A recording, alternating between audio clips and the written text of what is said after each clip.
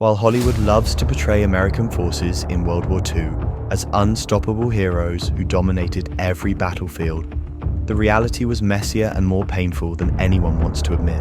In February 1943, inexperienced American troops faced battle-hardened German veterans for the first time in North Africa. The result was a catastrophe so complete that one general compared it to watching Continentals flee at the Battle of New York in 1776. And honestly, the comparison might be generous. This is the story of Kasserine Pass, America's most humiliating defeat of World War II. And the worst part? Most of it was completely preventable. Now I need to be upfront about something. When I started researching this battle, I expected to find a story about inexperienced troops getting outfought by Rommel's Afrika Korps. What I actually found was so much worse. This wasn't just about green soldiers facing veterans. This was about catastrophic leadership failure at every level, incompetence that cost thousands of lives, and a military culture that promoted the wrong people at exactly the wrong time. The man at the center of this disaster was Major General Lloyd Fredendall, commander of US Second Corps, and this guy was something else. Picture a general who wore his overseas cap at a rakish angle, hurled obscenities in all directions, and spent more time building elaborate underground bunkers than actually commanding his troops. Fredendall set up his headquarters at a place officially called Speedy Valley, but known to his troops as Lloyd's very last resort. And it was 80 miles behind the front lines. 80 miles. While his soldiers were getting slaughtered by German panzers, Fredendall was hiding in tunnels that took thousands of engineers to build. Engineers who should have been fortifying the actual battlefield instead of digging luxury bunkers for a general. But the incompetence went deeper than just one bad general. The 1st Armored Division was the only American armored division that didn't receive desert training before deployment. Guess which unit got sent to fight in the North African desert? And because of equipment shortages, they were using radios provided by the Connecticut State Police. I'm not making this up. American forces were scattered in what military experts call penny packets, small, isolated units that could be defeated piecemeal instead of concentrated for mutual support. They failed to occupy the high ground, instead positioning themselves in valley passes where German artillery could rain down on them. And when the attack finally came, the Americans discovered their 37mm guns couldn't penetrate German armor at anything but point-blank range. As one American general put it, the only way to hurt a Kraut with the 37 is to try to catch him and give him an enema with it. The German plan was actually brilliant in its simplicity. Rommel and von Arnim would launch a double pincer movement, one force attacking through the Fied Pass, another through El Guetar, meeting at Kasserine, then driving north to cut off Allied supply bases in Algeria. On paper, it should have been a difficult operation requiring precise coordination between two generals who barely tolerated each other. In practice, it was like watching professionals play against amateurs. February 14th, 1943, Valentine's Day, marked the beginning of the American nightmare. At dawn, Rommel's 10th Panzer Division, led by the massive Tiger tanks of the 501st Heavy Panzer Battalion, slammed into American positions at Fied Pass. The GIs had never seen Tigers before. These monsters packed 88mm guns and armor that could shrug off anything the Americans could throw at them. The US sent 15 M3 Stuart tanks to stop the advance. Stuart tanks with 37mm pea shooters against Tigers. It was like bringing a knife to a gunfight, except the knife was also broken. In short order, all the American tanks were knocked out. Colonel John Waters found himself surrounded by more than 60 German vehicles. He radioed his command post and said, "Don't worry about me, we'll be alright. You get on with the war." He was captured within hours. Ironically, Waters was George Patton's son-in-law. 2 years later, Patton would mount a disastrous raid to try to rescue him.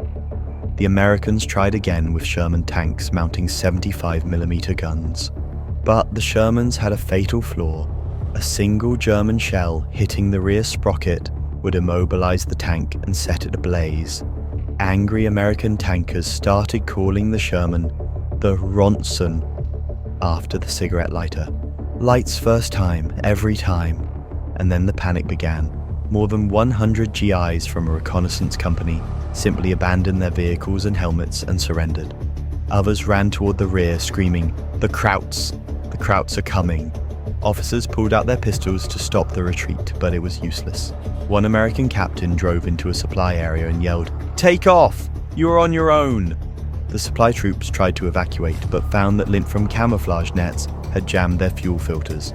A major solved this problem by machine gunning the fuel dump, setting thousands of gallons of gasoline ablaze.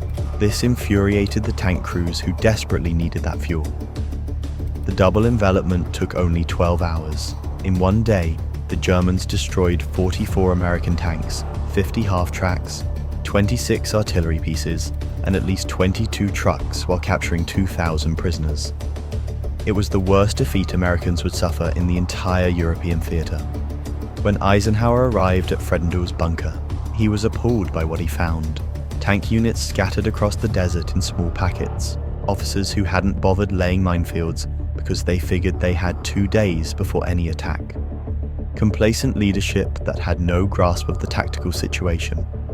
Ike decorated one officer with a Distinguished Service Cross, and after he left, the officer asked his commander, "What will we do if the enemy attacks the pass from the east?"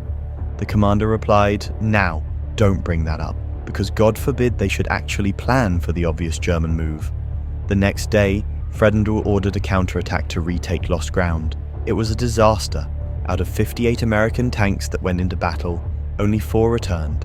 In 2 days, the 1st Armoured had lost 98 tanks, 57 half-tracks, and 29 artillery pieces. But somehow, the American commander reported back that we might have walloped them or they might have walloped us. This level of denial would be funny if it wasn't getting people killed. Meanwhile, American battalions trapped on isolated hills were running out of food, water, and ammunition. When one colonel radioed for help, he was told none was coming. His men destroyed their equipment, abandoned their wounded, and tried to escape in small groups during the night. Most were captured when they encountered what they thought was a rescue column, but turned out to be German troops in captured American trucks. The German success was so complete, it actually caused problems for their own planning. Rommel and von Arnim spent 2 days arguing about what to do next instead of exploiting their advantage. Rommel wanted to push through Kasserine Pass toward the supply depots at Tebessa. Von Arnim preferred a northern route. While they bickered, Allied reinforcements were rushing to plug the gap, but the Americans were in full retreat mode. Fredendall abandoned his elaborate bunker complex and fell back to a schoolhouse. Terrified drivers tore through narrow streets 3 vehicles abreast. Troops fired wildly in all directions or just into the air. Officers waved their arms begging men to stand and fight. The panic reached the highest levels of command. Fredendall called Eisenhower's headquarters to say he was afraid we have lost 1st Armoured Division. Demolition crews prepared to destroy the massive supply dumps at Tebessa, rather than let them fall into German hands. The supply depot was defended by 2 machine guns and a single 37mm cannon. The defense of Kasserine Pass itself fell to the 19th Combat Engineer Regiment, soldiers who had been building roads and digging Fredendall's tunnels instead of training for combat. Many hadn't even completed basic rifle training before being shipped overseas, and they were positioned on the floor of the pass instead of the commanding heights, because apparently no one understood basic military tactics. When Rommel's attack resumed, the poorly laid American minefields managed to knock out exactly 5 German tanks. French 75mm artillery pieces from World War I proved more effective than most American weapons, but it wasn't enough. The engineers held until their colonel radioed that his men couldn't take anymore. A major told his troops, "Forget about our equipment and just save your life." Unfortunately, he lacked both and had to flee himself. By February 21st, Kasserine Pass was lost. Italian tanks rolled 5 miles up the highway toward Tebessa without seeing a single American soldier, just burning wreckage. More than 500 American infantrymen were dead.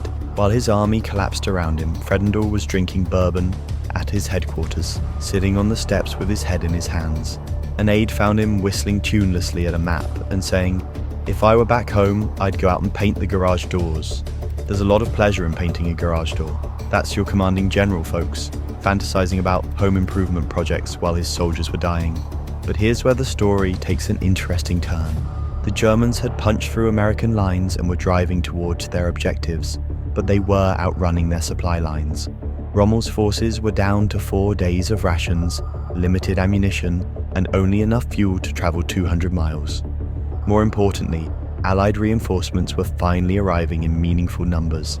British tank units, artillery batteries that had completed a 735-mile forced march across Tunisia's terrible roads, and fresh American infantry were rushing to contain the breakthrough. At Thala, the deepest point of German penetration, British Brigadier Charles Dunphy commanded a desperate defense with obsolete Valentine tanks against German Mark IIs, Mark IVs, and Tigers. His tankers were outnumbered and outgunned, but they held long enough for artillery support to arrive. The arrival of Brigadier General Stafford Irwin with 48 guns marked the turning point. Irwin, a West Point classmate of Eisenhower's who was also a skilled watercolorist and poet, emplaced his artillery in a 3-mile arc and opened fire on the German columns. With both sides' lines only 1,000 yards apart, it was devastating. The German withdrawal began on February 23rd, but even in retreat, they had accomplished something remarkable. In less than 2 weeks, they had inflicted about 10,000 Allied casualties while suffering only 2,000 themselves. The Second Corps lost 183 tanks, 194 half-tracks, 208 artillery pieces, 512 trucks and jeeps, and massive amounts of fuel, ammunition, and supplies. More than the material losses, Kasserine revealed fundamental problems with American military leadership and training that needed immediate correction. American forces learned to concentrate their armor instead of scattering it. They learned to occupy high ground instead of sitting in valleys. They learned that their 37mm guns were useless and needed better anti-tank weapons. Most importantly, they learned that modern warfare required competent leadership at every level. George Patton replaced Fredendall and began the process of turning Second Corps into an effective fighting force. Within months, these same American units would be performing competently against German veterans. By the time of the D-Day landings, the US Army had absorbed the painful lessons of Kasserine and applied them effectively. But I can't help thinking about the individual soldiers who paid the price for their commanders' incompetence. The tank crews who died because their leaders positioned them poorly. The infantrymen who were captured because they lacked adequate support. The engineers who were thrown into combat without proper training. Kasserine Pass stands as a reminder that in warfare, leadership failures cascade down to the people who can least afford to pay for them. Those 6,500 American casualties weren't just statistics. They were sons, brothers, husbands, and fathers who died because their superiors were unprepared for the responsibilities of command. The battle also reveals something uncomfortable about American military culture in 1943. Fredendall was promoted based on peacetime performance and political connections, rather than combat competence. The army was still learning how to identify and develop effective wartime leaders. In the end, Kasserine Pass was both America's most humiliating World War II defeat and one of its most valuable learning experiences. The Americans who fought there paid a terrible price for their nation's military unpreparedness, but their sacrifice helped ensure that future American forces would be better led, better trained, and better equipped. Even the eventual winners of World War II had to learn how to fight modern warfare through bitter experience. The gap between Hollywood's version of American military competence and the messy reality of inexperienced forces learning on the job was measured in thousands of casualties. But perhaps that's the most important lesson of Kasserine Pass. Military competence isn't something you inherit. It's something you earn through hard experience, painful mistakes, and the kind of honest assessment that American forces conducted after this defeat. That's all for today's video. Hope you enjoyed diving into this particular military disaster and maybe learned something about how even eventual victors can suffer devastating defeats early in a conflict. We cover all kinds of military stories from the 20th century. Basically, if it involves military history from World War II or these time periods, it's probably going to end up on this channel. So if that's your kind of thing, hit subscribe because there are definitely more fascinating stories coming your way. And if you could throw us a like, that'd be awesome. It genuinely helps small channels like this actually reach people who dig this kind of content. And now, if you want to see a devastating military defeat on the German side, Check out this video next on how just 18 Allied men held out against a force of 500 plus elite German paratroopers. Thanks for stopping by, and I'll see you next time.